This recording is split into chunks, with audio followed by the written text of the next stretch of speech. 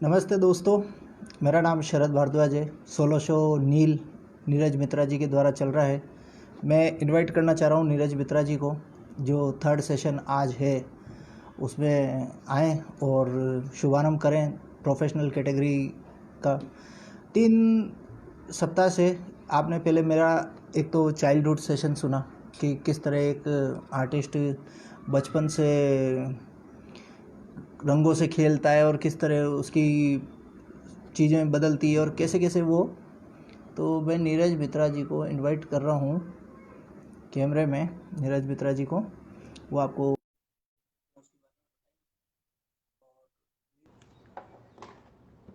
हाँ नीरज मित्रा जी, वेलकम। स्वागत आपका sir artist and art board पे। और हम सबकी तरफ से एक फिर से सौभाग्य है कि हम आपको सुन पा रहे हैं और आप नीले में हैं आज, ये खुशी की बात है।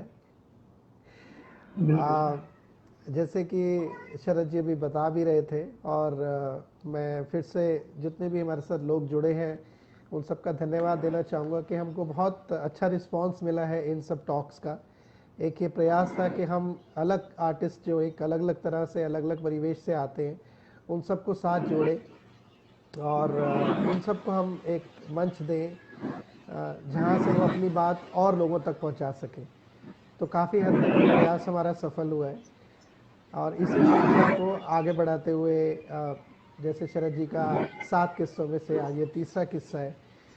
हमने पहले 2 किस्सों में उनके बचपन की कहानी, फिर उनकी हमने कॉलेज लाइफ के बारे में सुना कि क्या उनके स्ट्रगल्स रहे, किस तरीके से वो एक ऐसे लेवल को पाने में कामयाब रहे जहाँ पे उन्होंने किसी चीज़ को मना नहीं किया और वो सब चीज़ों को अपने हिसाब से उसको करते चले गए। घर से दूर रहकर, डिफरेंट आर्ट कैंप्स में जाकर, नए नए लोगों से मिलकर, इंटरेक्शन करके, और अपनी पहचान उन्होंने किस तरीके से बनाई वो एक बहुत खूबसूरत रहा। और जिस तरीके से वो बात करते हैं वो काफ़ी इंटरेस्टिंग होता है कि लोग अपने आप जुड़ते चले जाते हैं। आज हम उनके प्रोफेशनल ईरा की बात करेंगे कि कॉलेज से निकलने के बाद प्रोफेशनली उन्होंने किस तरीके से अपने आप को डिज़ाइन किया, अपनी लाइफ को डिज़ाइन किया, किस तरह के उन्होंने काम किए, और क्या क्या उनको मुश्किलात आई उसमें, कैसी ऐसी चीज़ें थी जो उन्होंने नई डिस्कवर करी अपने बारे में और अपने काम के बारे में। तो ये गुफ्तगू, ये छोटी छोटी चीज़ें हमारी उसी के लिए हैं। और फिर से तीसरे किस्से में आपका स्वागत है शरद जी। और माशाल्लाह आप बिल्कुल बड़े सर, थैंक यू। खूबसूरत लगते हैं। जिस दिन आप तिलक लगा के आते हैं अरे सर। चेहरे पे नूर कुछ और ही होता है आपके। अब मैं सोच रहा हूँ मैं भी अरे तिलक सर, लगाना शुरू कर दूँ। तो ये तो एक हमारा कल्चर है पूरा, जो कोई भी अच्छा काम अगर आप कर रहे हैं तो गणेश जी महाराज से थोड़ा सा एक आशीर्वाद लेना जरूरी होता है। तो जी, वो इसलिए। तो हाँ, मंच आपका है शरद जी। अब आप संभालिए कमान बिल्कुल बिल्कुल पूरी, सर, और मैं हमें चाहूँगा रूबरू करिए बिल्कुल। आपकी ज़िंदगी के और हिस्सों से और किस्सों से। थैंक यू सो मच बिल्कुल व्यूवर्स, बिल्कुल thank you sir, for joining. Thank you Neeraj ji. Thank you okay. जी, ओके। गाइस फाइनल हम लोग वापस आते हैं हमारे सेशन में, जो कि सोलो शो नील चल रहा है और नीरज मित्रा जी गुड़गांव से, जो एक अच्छे काफी बहुत ही एक आर्टिस्ट के ऊपर विश्वास करके और उनको लाइव सेशंस से खुद का नाम दे करके आप लोगों के सामने लाए हैं। जैसे कि पहले के 2 सेशंस में मैंने एक सेशन में पूरा एक चाइल्डहुड आपसे डिस्कस किया था, एंड देन आफ्टर मैंने आपसे सेकंड चैप्टर में कॉलेज टाइम्स पूरा एक डिस्कस किया था कि किस तरह मेरा कॉलेज टाइम रहा, क्या चीज़ें रही। तो देन आफ्टर हम बात करते कॉलेज के, जो सब चीज़ें ख़त्म होने के बाद में, जो मेरा बेंगलोर का कॉलेज था, वहाँ पर एक मेरा कलीग था, पास में ही रहता था, शरण। उसकी मेरी लाइफ पे बहुत बड़ी मेहरबानी रही है। उसके गाइडेंस में कई चीज़ों को लेके बड़ा स्कल्प्टर था, बहुत ही एनर्जेटिक था। तो जब मेरा अब यहाँ से हम वहाँ की जर्नी बात कर रहे हैं, देखिए आपने चाहे कॉलेज में या स्कूल्स में कितने भी सर्टिफिकेट जीते हों, अवार्ड मेडल जीते हों, लेकिन असली लाइफ की परीक्षा प्रोफेशनल कैटेगरी में ही होती है कि आप प्रोफेशनली अपना घर कैसे चला पाते हैं, आप सरवाइव कैसे कर पाते हैं, आप बेच कैसे पाते हैं। आर्ट को दुनिया के सामने कैसे ला पाते हैं। तो मैं अब अपना उस सेशन की ओर जाता हूँ इस प्रोफेशनल कैटेगरी में। मैं जब बैंगलोर में पास आउट हुआ तो मेरे पास काफ़ी डिफरेंट अपॉर्चुनिटीज़ थी। मैं चाहता तो वापस अपने घर पे वापस नहीं आ सकता था। दुनिया में जैसे बहुत सारे लोग बाहर निकल जाते हैं, खूब पैसा कमाते हैं, खूब इज्जत कमाते हैं, बाहर ही बच जाते हैं, यहाँ पेरेंट्स इंतज़ार करते जाते हैं। तो वो सब चीज़ें हो सकती थी मेरी लाइफ में। ईरानीज़ मेरी क्लासमेट्स रही, तो मेरे पास एज ए जैसे आर्टिस्टों की लाइफ में कई अब वो आती है अपॉर्चुनिटीज़। तो ऐसे मेरे पास ईरानीज़ गर्ल्स तक के मैरिज के ऑफर आए थे मेरे पास तो उन दिनों। तो वो सब चीज़ें रही मेरी। बट एक फ्रेंड, जब मैंने आपको शरण का बताया, एक दिन मेरे शरण से डिस्कशन चल रहा था और शरण ने मेरे को बेंगलोर काफ़ी कुछ डीपली भी दिखाया और कल्चर भी दिखाया। तो कुछ ब्लू लाइट सीरीज़ की मेरी वहाँ के आर्ट वर्क्स हैं, वो भी आप आर्ट वर्क्स डिफरेंट उसमें देख सकते हैं। तो उन्होंने बोला कि शरद, देखिए, नाम कमाना, पैसा कमाना बहुत अच्छी बात है, लेकिन उन चीज़ों का महत्व क्या है अगर परिवार ना हो तो जैसे कि मैं 7-8 साल से बाहर पढ़ाई कर रहा था, तो मेरे घर की काफ़ी स्थितियाँ भी थोड़ी बदल रही थी। मेरे फादर का ट्रैवल्स का बिजनेस था, तो काफ़ी लोग ओवरटेक कर रहे थे। एक होता है कि अकेले फादर संभाल रहे हैं, तो वो सब चीज़ें भी हो रही थी, काफ़ी सारी चीज़ें। तो उस वजह से और फिर कई ऐसी चीज़ें हुई और फिर कई इमोशनल सपोर्ट्स, क्योंकि हमारा फैमिली बैकग्राउंड पूरा एक कंबाइंड रहा है। हम सब लोग शुरू से शामिल परिवार में रहे हैं। तो वो चीज़ें मैंने सोची, मैंने कहा यार, अगर मेरे अंदर कैलिबर है, अगर मेरे अंदर सच्चाई है और मैं अच्छे आर्ट वर्क्स करता हूँ, तो मैं कहाँ कहीं भी रहूँ ये मैटर नहीं करता है। मैं दुनिया को अपने कैलिबर से छू पाऊँगा, ऐसा मेरा विश्वास रहा। तो वहाँ से फाइनली मैंने जाना, मुझे आउट ऑफ इंडिया और बहुत सारी जगह खुली थी मेरे लिए। आज भी मेरे काफ़ी दोस्त बाहर हैं, तो वहाँ मुझे जाना चाहिए था, लेकिन मैंने एक emotional point of view back किया फैमिली होम पे। अब जब कोई लड़का काफ़ी बॉम्बे दिल्ली घूम रहा है, काफ़ी अखबारों में छप रहा है, कई सारी चीज़ें हो रही है, और इन सब चीज़ों के साथ में जब वो बैक करता है घर पे, तो एकदम से कई चीज़ें टूट जाती है।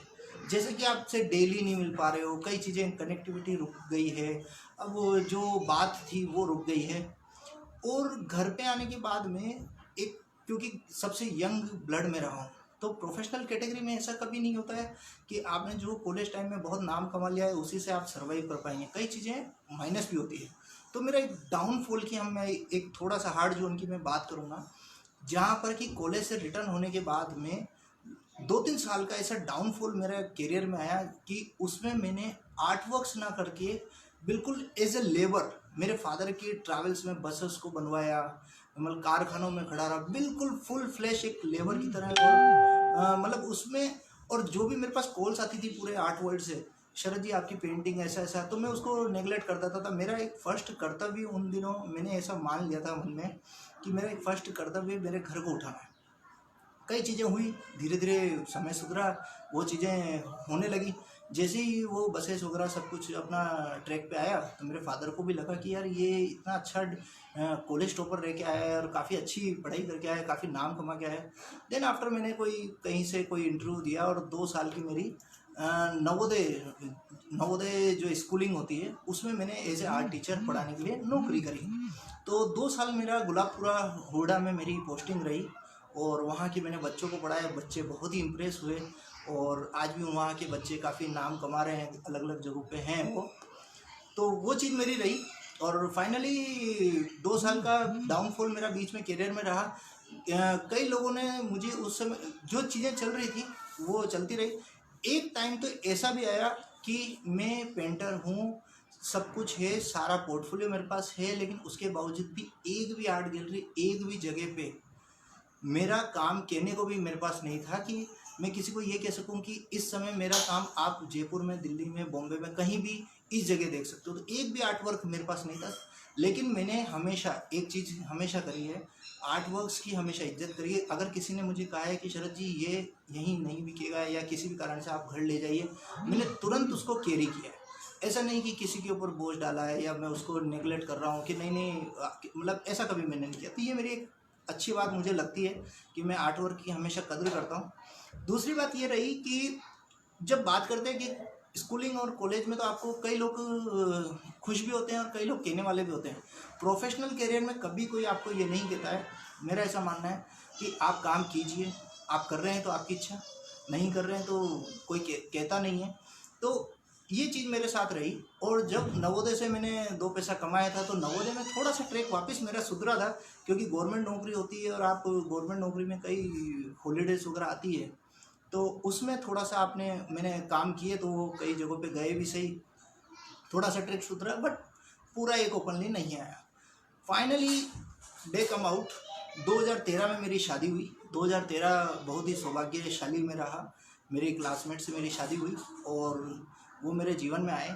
आते ही सबसे पहले उन्होंने मेरे जीवन की बागडोर संभाली और उन्होंने वही बात करी कि शरद, तुम इतने टैलेंटेड और ये सब चीज़ें रहे हो, तो तुमने ये सब क्यों, ऐसा क्या, ये सब क्या कर दिया। तो वहाँ से वो कहते हैं ना, 2 स्टार्स एक साथ मिलते हैं और कई चीज़ें बदलने लग जाती है। तो वहाँ से 2013 के बाद में मैंने वापस काम करना चालू किया और आशीर्वाद रहा ऊपर वाले का कि जिस भी काम में मैंने इंटरेस्ट दिखाया बचपन से वो सक्सेसफुल रहा। तो वापस वो पुराने लिंक्स तो तब सब थे ही थे। धीरे धीरे मैंने वापस कई सारे कैंप्स किए। बात करें हम तो उस 2013 के बाद में कई सारी चीज़ें मेरे जीवन में सुधरी। कई अवार्ड्स मेरे को मिले। लिम्का बुक ऑफ रिकॉर्ड का अवार्ड सबसे बड़ा मेरा 2015 में जो मिला वो मेरा उसी समय लगा, वो बड़ी बात हुई। उसके साथ साथ प्रफुल्ला धानुकर का अवार्ड लगा, स्टेट अवार्ड लगा।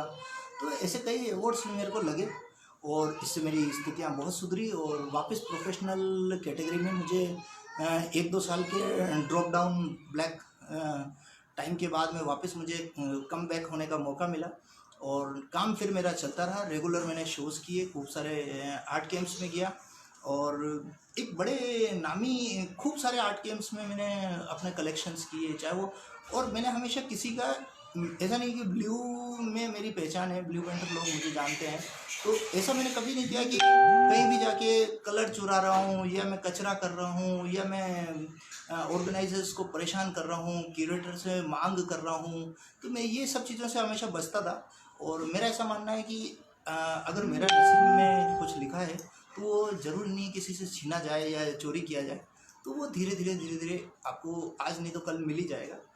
तो वो चीज़ें होने लगी, पॉजिटिवनेस आने लगी, बहुत सारी चीज़ें बदल गई। उन्होंने भी अपनी मेहनत करी, वो भी पढ़ाई कर रहे थे, उनकी भी नौकरी लगी, बच्चे हुए, 2 गर्ल चाइल्ड मेरे हुई। तो ये सब चीज़ें करते करते देन आफ्टर 2013-14 की बात, 14-15 में कुछ पैसा मेरे पास आर्ट वर्क से आया था। तो मैंने सोचा कि क्यों ना दादा दादी जी को इससे धार्मिक यात्रा कराई जाए। तो मैंने 4 धाम की यात्रा जरूर उनको कराई और उसका बहुत बड़ा आशीर्वाद मुझे मिला। तो मुझे लगता है कि भले ही ये आर्ट का सेक्शन है, बट आप किसी भी मुकाम पे अपने पेरेंट्स और घर परिवार में धार्मिक काम को कभी ना भूलें और आपका अगर हो सके तो आप उनको ज़रूर, क्योंकि कुछ घर में परिवार में ऐसे लोग होते हैं जो आपके ऊपर अपना भविष्य देखते हैं, तो उसको भी, उनके भी ड्रीम्स पूरे करने में योगदान दें। तो वो मैंने यात्रा कराई, उसका आशीर्वाद मुझे इतना मिला कि मेरी वाइफ की भी गवर्नमेंट जॉब लगी और मेरे अचीवमेंट्स बढ़े, मेरे पेंटिंग्स की सेलिंग्स थोड़ी बढ़ी और कुछ अच्छा रेस्पॉन्स मुझे मार्केट से आने लगा। और एक बात बताऊं मैं आपको, फर्स्ट टाइम मेरा जयपुर आर्ट समिट में आप ये देखेंगे 25 देशों का इतना बड़ा एक आर्टवर्क था। ये मैं नीचे खड़ा हूँ, कुछ फॉरेन के आर्टिस्ट खड़े हैं, 25 देशों का 450 आर्टिस्टों का एक आर्टवर्क वहाँ पर मेरा फेमस लगा, काफ़ी नाम हुआ मेरा वहाँ से। और देहरादून फिल्म फेस्टिवल्स में मेरा एक ब्लू ईगल आर्ट वर्क लगा, ब्लू जीजस एक आर्ट वर्क लगा मेरा, education in life, festival of life education करके। तो ऐसी कई सारी चीज़ें रही। अब बात ये आती है कि ठीक है, आप काम कर रहे हैं, इंडिविजुअल शोज़ कर रहे हैं, बट मेरे को ऑफ़र आने लगे कई ग्रुप्स के। कई लोगों ने चाहा कि अब आप हमसे जुड़िए, बहुत सारे ऑफ़र्स आए। मैं खुशनसीब मानता हूँ और सभी का शुक्रिया मानता हूँ कि उन्होंने मुझे इस लायक समझा। राजस्थान के, बाहर के, कई जगहों के आर्ट कैंप्स के और ये ग्रुप शोज़ के मेरे को ऑफ़र आए। उन्होंने, कई ग्रुप्स ने मेरे को बोला कि शरद यहाँ से तुम जुड़िए और अभी हमारे ग्रुप्स का तुम देखभाल कीजिए, जो भी व्हाटएवर वो ड्रीम्स मेरे से रखते थे। मैं सब लोगों से जुड़ा, बी फ्रेंकली, चाहे वो योगेश वर्मा का नोज की ग्रुप हो, कला चर्चा हो ताराचंद जी का, चाहे वो आकर ग्रुप हो विनीत त्रिवेदी जी का, लक्ष्यपाल जी का, चाहे अनेकों देश विदेश की कितनी आर्ट गैलरीज में शोज़ हो, मैं सब जगह जुड़ा और मैंने हमेशा बहुत सादगी से उनका साथ दिया, उनकी जो भी मार्केटिंग कर सकता था मैं वो सब मैंने की। तो हर जगह कभी भी ऐसा नहीं कि एक होता ना कि सिर्फ खुद का नाम चला दिया, दूसरों का काट दिया, तो वो सब चीज़ें गंदगी मेरे दिमाग में कभी रही नहीं। तो वो सब चीज़ें करने के बाद में प्रोफेशनली मैं सब लोगों के करीब भी आ पाया, आज भी सब लोग मेरी इज्जत करते हैं, वो मुझे अच्छा लगा। एक एक फर्स्ट टाइम अंतर्राष्ट्रीय जो पटल पे अगर मैं अपने आप को मानता हूँ तो एक बहुत अच्छा नाम है विद्यासागर उपाध्याय जी का। तो उन्होंने मेरे को एक बार फर्स्ट बार मुझे एक उनका कोई आर्ट सिम्पोजियम उदयपुर में हो रहा था इंटरनेशनल, और उसमें उन्होंने मेरे को एक व्हाट्सअप मैसेज किया कि शरद तुम्हें कल आना है और you are a part of art symposium. वो एक पहला ऐसा चैप्टर था। वैसे मैं काफ़ी इंटरनेशनल शोज़ पहले भी कर चुका था और कई सारे लोग मेरे भी पहले भी टच में थे, बट पर्सनली जो काफ़ी रिनाउंड आर्टिस्ट थे उसमें काफ़ी लोग आए थे, चाहे वो इजिप्ट के हों चाहे बाहर के हों। तो वो एक पहला मौका मुझे विद्यासागर उपाध्याय जी की ओर से मुझे मिला, जिनकी वजह से मैं अंतर्राष्ट्रीय लोगों की पर्सनली फ्रेंड की तरह टच में आ पाया। काफ़ी लोग मेरे टच में भी मिले और इत्तेफाक से मुझे पता लगा कि उनमें से कई लोग मेरे से काफ़ी सालों पहले भी मिल चुके हैं। तो कई चीज़ें ऐसी हुई, वहाँ से मेरी एक इंटरनेशनल बॉन्डिंग और छवि बनी। उसमें उत्तम प्रचार जी, वो ललित कला अकादमी दिल्ली का एक शो था, आर्ट कैंप था, जो कि उदयपुर में हुआ था। बड़े बड़े के गांधी जी और काफ़ी बड़े बड़े नाम उनमें, एक एक दो शायद रहे भी नहीं है, गुजर गए हैं, तो बड़े बड़े नाम थे वो, और वो लोग रहे हैं। इसी के बाद हम बात करते हैं राजस्थान की। एक शो गया जहांगीर आर्ट गैलरी में, 147 आर्टिस्ट होगा, तो वहाँ भी मुझे मौका मिला जाने का और मैं वहाँ पर गया और वहाँ भी मेरा एक शो रहा काफ़ी बड़ा। और वहाँ कई आर्ट फॉर्म्स हैं, हेमंत जी, वंदना और कई ऐसे आर्टिस्ट हैं जिन लोगों से मैं संपर्क में, और लगभग ये मेरा सौभाग्य है कि एज ए प्रोफेशनल कैटेगरी में एक एक होता है कि एक आपको मैं एक खास बात ये बताना चाहूँगा। मेरा तजुर्बा ये रहा है कि जब आप अच्छा काम करते हैं, वॉटेवर आप गॉसिप्स में चाहे कुछ भी बात करते हैं, बट धीरे धीरे धीरे धीरे एक छवि समाज में आपकी शालीनता की, आपके काम की बनती जाती है। तो वो काम धीरे धीरे धीरे धीरे आपको काफ़ी जगहों तक पहुंचाता जाता है। और मेट्रो एडिशन में भी मैं गया। मेरा एक शो था स्टेनलेस गैलरी में, जो कि क्यूरेटेड शो था। वहाँ से मेरे कुछ काम बिके भी थे और दिल्ली के। और वहाँ के बाद में मैं एक शो में गया था जयपुर मेट्रो एडिशन में, एस के भट्ट जी का जो एक बड़ा अच्छा है, उसमें उन्होंने किया था। ये सब चीज़ें मेरी रही। और प्रोफेशनल कैटेगरी में मैंने अपने आप को इस तरीके से किया है कि अगर मैं सपोज कृष्णा सांवरिया सेठ का एक म्यूज़ियम है जो कि चित्तौड़गढ़ में है, वहाँ कैंप में रहा, तो मैंने जो भी काम किया वो वहाँ के डायमेंशन को ध्यान में रखते हुए ब्लूज़ के अंदर मैंने कृष्णा के अंदर बनाया।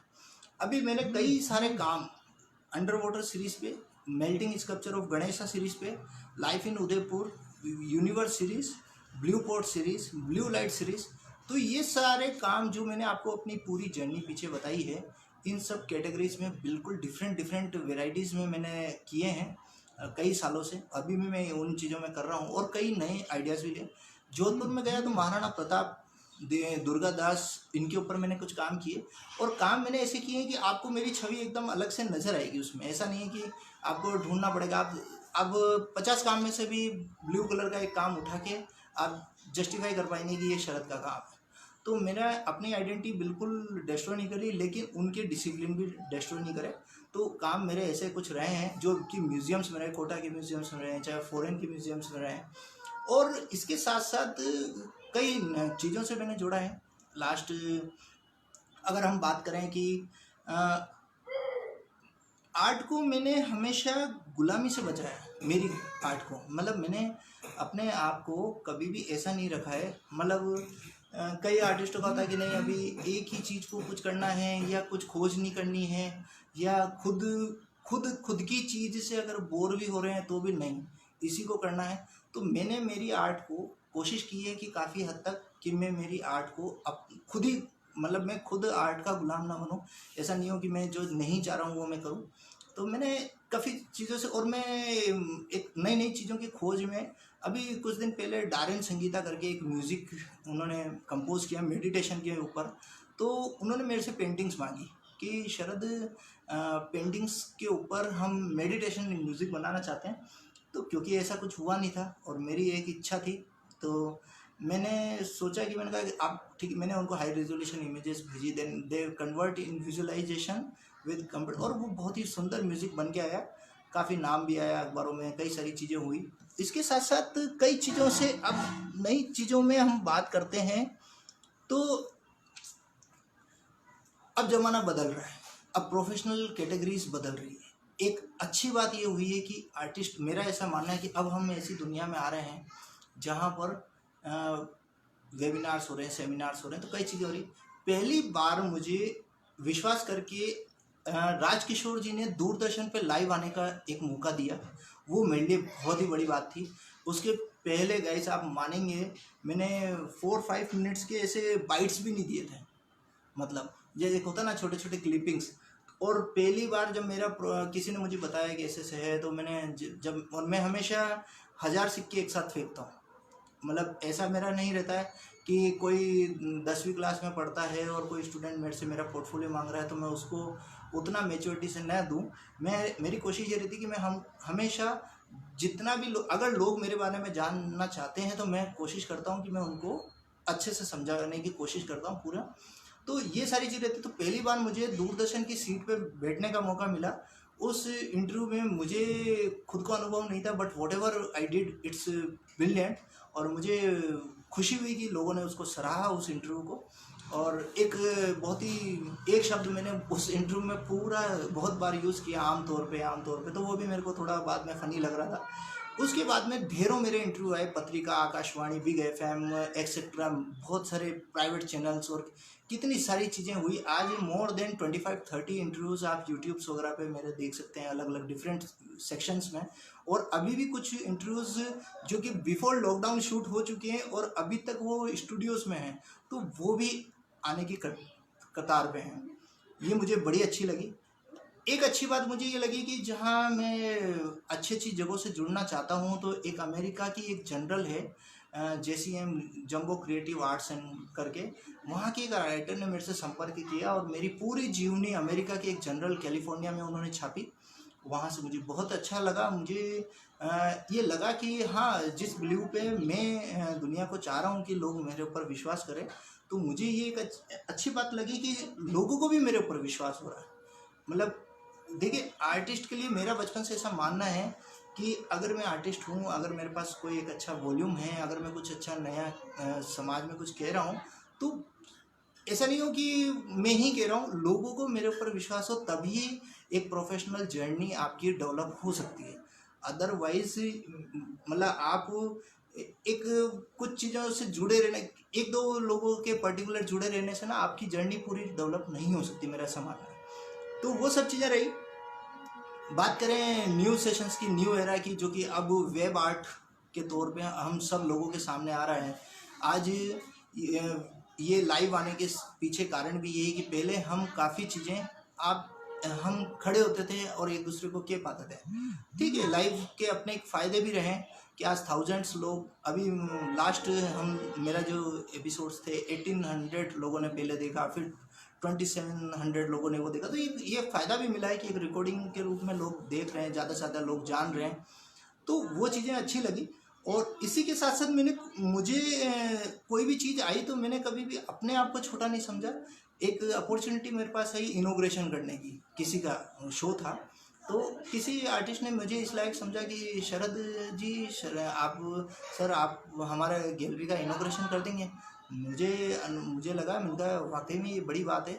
और फिर मैंने वन नाइट सोचने के बाद मैंने उनको यस करा कि ठीक है, मैं करूँगा, क्योंकि मैंने इतनी तो मेहनत की है कि मैं किसी को अप्रिशिएट कर सकूँ और किसी को दुआएं दे सकूँ। तो मैंने उनका शो भी इनॉग्रेट किया, तो वो एक थोड़ा कंट्रोवर्शियल भी हुआ। लोगों को लगा कि यार ये इतनी सी उम्र में इनॉग्रेशन करा, क्यों नहीं कर सकता। तो मैंने वो भी किया, इनॉग्रेशन किया, सेमिनार्स किए, लाइव सेशंस में आप लोगों के सामने दे रहा हूँ खूब सारा। अभी इन दिनों मैंने वेबिनार्स किए, मोर देन 5-6 वेबिनार्स मेरे इस लॉकडाउन पीरियड में हो चुके हैं, जो कि डिफरेंट ऊंचान पे, परिंदों की उड़ान पे, गुफ्तगू पे, कला चर्चा पे, और ये नील सोलो शो में अभी 7 किस्से लेके नीरज मित्रा जी अभी आपके सामने उपस्थित हुए हैं। इसी के साथ साथ साहित्य से मैंने मेरे काम को जोड़ा प्रोफेशनल कैटेगरी में। साहित्य ललित कला अकादमी की जो साहित्य कला अकादमी की जो बुक्स होती है उसके कवर पेजेस पे मैंने उन लोगों को अपने आर्ट वर्क्स दिए, तो उन लोगों ने उसमें मुझे सेलेक्ट किया। और इसके साथ साथ चैरिटीज़ के लिए मैंने काम किया। अभी मेरे पास इस लॉकडाउन में कई जगहों से चैरिटीज, चाहे वो सिद्धार्थ ग्रुप हो, चाहे वो कला प्रीति ग्रुप हो अहमदाबाद से, चाहे वो राजस्थान ललित कला अकादमी हो, तो मैंने कई चैरिटीज़ के लिए भी काम किया। मेरे पास ऑफर आया अभी कुछ दिनों पहले जूरी का, ऐसे कई सारी और छोटी छोटी समिति, कई समाज के लोग।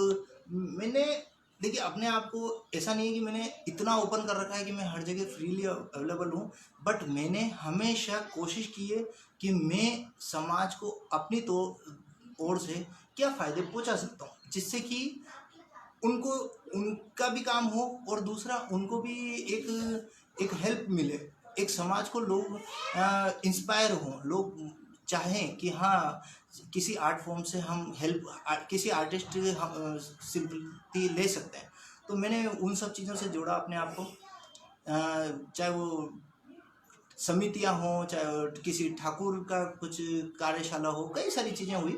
इसके अलावा जो मार्केट के जो आपके काम होते हैं, जो कि गैलरीज में होते हैं, प्रमोशंस होते हैं, उन सब चीज़ों में तो हम लोग आए दिन योगदान देते ही हैं। ये सारी चीज़ें रही।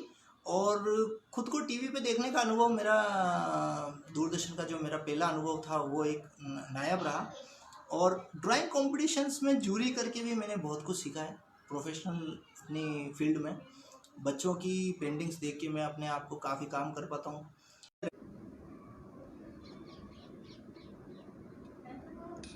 हाँ जी, बीच में कुछ आ जाता है इश्यूज़, कोई दिक्कत नहीं है। तो ये सब चीज़ें मेरी रही प्रोफेशनल कैटेगरी में, और इसी के साथ साथ कई जगहों से मैं अपने आप को जोड़ पाया। और आपके भी अगर प्रोफेशनल स्ट्रीम पोर्टफोलियो अगर किसी के कोई क्वेश्चंस है तो आप ज़रूर मुझे लिखिए, और मैं चाहूँगा कि मैं आज उनके भी आंसर दे पाऊँ। और एक अच्छी बात मैं बताना चाहूँगा कि देखिए, यूँ मेरे पास काफ़ी आर्ट वर्क, काफ़ी सारी जर्नी है और कई सारी पोर्टफोलियो है मेरे पास कि मैं कई जगहों से जुड़ा हूँ और कई अखबार के आर्टिकल्स मेरे पे आए। एक मेरा फेवरेट आर्टिकल है जो कि मेरे फादर और मेरा एक फ़ोटोग्राफ जस्ट लाइक पा करके मेरा एक आर्टिकल आया था। ये मेरा एक मेमोरेबल आर्टिकल है जो कि मुझे बहुत अच्छा लगता है। और ये एज ए आर्टिस्ट मेरा सौभाग्य रहा कि मैं मेरे फादर के साथ में एक इंग्लिश अखबार में मेरा एक फ़ोटो आया बड़ा अच्छा। तो अभी एक आप बिलीव नहीं करेंगे, देखिए बचपन में या तो मेरा इतना सा पहली बार नाम आया था तब मुझे खुशी हुई थी, या ये नाम आया, ये मेरे फादर के साथ में जो मेरा फ़ोटो आया है इसमें मुझे खुशी हुई। तो कई बार क्या होता है कि आप प्रोफेशनल होने के साथ साथ थोड़ा सा हर्ट भी आप दिल लगा के काम कीजिए, तो उसमें एक आपको आनंद मिलता है। और कोई भी काम करते हैं अगर मुझे ऐसा लगता है कि तो वो बाय हार्ट ही होना चाहिए। प्रोफेशनल कैटेगरी में कभी भी ऐसा ना हो कि आप करे जा रहे हैं, लोगों को कुछ समझ नहीं रहे हैं, तो वो चीज़ें, उन चीज़ों से बचें। अगर किसी के कोई अनुभव हैं तो, या आज क्योंकि मेरे आज यही था कि शॉर्ट में मैं प्रोफेशनल कैटेगरी को, क्योंकि प्रोफेशनल कैटेगरी का शुभारंभ है, तो मैं चाहूँगा कि किसी का अगर कोई क्वेश्चंस है रिगार्डिंग में ब्लू आर्ट, तो मैं चाहूँगा कि वो मुझसे पूछ सकें, और इसके वो अगर पूछेंगे तो मुझे अच्छा लगेगा। और इसी के साथ साथ कई अगर मैं आपको, आप मुझसे फ्यूचर में क्या एक्सपेक्ट्स रखते हैं, एक छोटी सी मैं आपको बताऊं कि ब्लू महासागर है। आपको अगर मुझे एक अच्छी अनुभव ये है, अगर आप लोगों को Sharad Bhardwaj as a blue painter profile आपको अच्छी लग रही है, क्यूरेटेड शो नील बहुत अच्छा लग रहा है, मैं बिलीव मी, मैं इतना जानता हूं कि अगर मुझे मौका मिला तो भारत का प्रतिनिधित्व पूरे वर्ल्ड में करने की मैं कैलिबर रखता हूं। और एज ए ब्लू पेंटर जो भी मैंने कोशिश की है, या जो भी मुझे गॉड गिफ्टेड ये एक आर्ट लाइन मिलती जा रही है और लोग मुझे सपोर्ट कर रहे हैं, तो कई मेरी प्लानिंग्स है, जैसे मैं मतलब मेरी कुछ ड्रीम्स हैं कि मैं चाहता हूँ कि ब्लू ओशियन के अंदर एक ब्लू शिप के ऊपर मेरा एक बड़ा सा शो हो, पूरा वर्ल्ड उसको देखे, काफ़ी बड़ा काम हो। क्योंकि मेरे आइडिया एक कुछ दिनों पहले मैंने एक ब्लू माउंटेन करके एक मैंने यहाँ की कुछ फंक्शंस में किसी को ऑफ़र भी किया था। मैंने कहा मैं एक माउंटेन को पूरा ब्लू करके उसके अंदर टनल है, तो वो दूर से जो एक टनल है छोटी सी, वो शिवलिंग जैसा नज़र आता। तो जब 5 किलोमीटर पहले से कोई ड्राइव करे तो ऐसा लगे कि ब्लू माउंटेन्स के अंदर शिवलिंग के अंदर वो जा रहा है। तो ऐसे भी कई मेरे आइडियाज़ रहते हैं जो कि कई बार फ्री टाइम में मैं माइंड में क्रिएट करता हूँ। तो मुझे अगर ऐसा कभी मौका मिलेगा तो ऐसी कुछ मैं एज ए ब्लू पेंटर मेरी यादगार पूरे वर्ल्ड में छोड़ के जाना चाहूँगा। न ऐसा नहीं कि मैं सिर्फ एक कुछ आर्ट वर्क से छोटी मोटी पेंटिंग्स या यही सब चीज़ें छोड़ के जाना चाहूँगा, बट मैं ऐसे बड़े काम में बहुत इच्छुक हूँ और मेरी ऐसी डिफरेंट आर्ट फॉर्म्स लाने की इच्छा है। और इसी के साथ साथ ऐसे तो कई सारी बातें हैं, और आई थिंक बहुत सारी बातें अगर प्रोफेशनल कैटेगरी में मैं करूँ तो शायद एक दो रात भी आपके लिए कम पड़ेगी।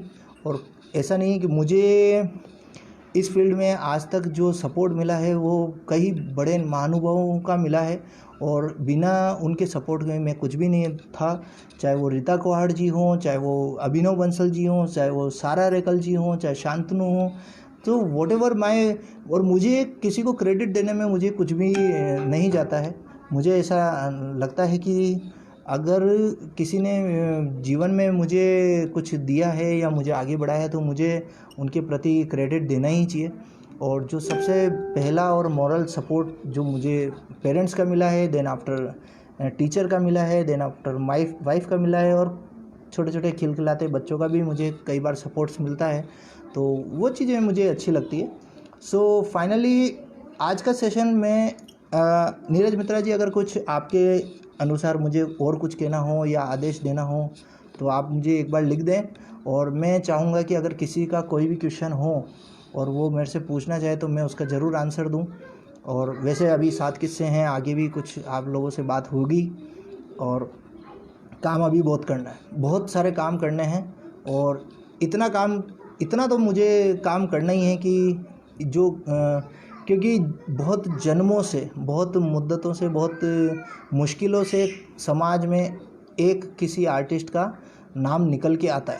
तो ऐसा बहुत मुश्किल से होता। तो मैं आप सब लोगों से यही गुजारिश करूँगा कि आप मुझे इतना आशीर्वाद दीजिए कि एक सॉफ्ट हार्ट लेके ब्लू का जो मैं इस समाज में आया हूँ, चाहे मुझे कितने भी क्रूअल वर्ल्ड के अंदर एंटर किया जाए, बट वो सॉफ्ट हार्ट से मैं आप लोगों के दिल हमेशा जीतता रहूं और आर्ट वर्क्स बहुत सारे करता रहूं, और डिफरेंट आर्ट वर्क्स में आप खूबसूरती देख के मुझे आशीर्वाद देते रहें।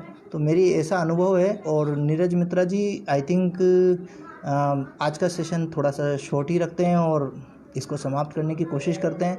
तो आपकी अगर कोई किसी की कुछ भी आज्ञा हो या it's fine, okay, thank you.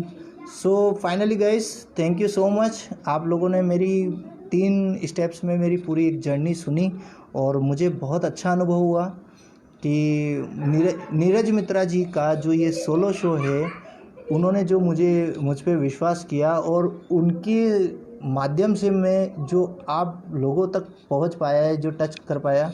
देखिए, किसी आर्टिस्ट के अंदर खूबसूरती ढूंढना, मतलब देखना या ढूंढना या उसको प्रमोट करने के लिए भी आपका एक ब्यूटीफुल हार्ट होना बहुत ज़रूरी है। तो जो और प्रोफेशनल स्ट्रीम्स में अगर आप अच्छा काम कर रहे हैं तो कहीं ना कहीं एक न एक दिन ये ऐसा हार्ट टकरा ही जाता है जहाँ से आपका नाम रोशन हो जाता है, और जो उठाता है ऐसे artist, they are very great. So thank you so much Neeraj Mitra ji once again, and all team members of artist and art abroad. और जो भी आपके सामने अपडेट्स आ रहे हैं आप उनको देखें और नीरज मित्रा जी से संपर्क करें। आर्टिस्ट एंड आर्ट एब्रॉड की तरफ से जो ये सोलो शो है, ये 16 अगस्त 2020 तक ये चलेगा। एंड वन मोर थिंग, एक बड़ा जश्न राजस्थान भी एक शो हो रहा है, उसके ऑनलाइन फॉर्म्स हैं, वो भी मैं समय पे आपको सब शेयर करूंगा। नीरज मित्रा जी भी कर रहे हैं उसमें भी पार्ट करें। Thank you so much everyone. And Neeraj Mitra ji को thank you so much. Okay, thank you all of you.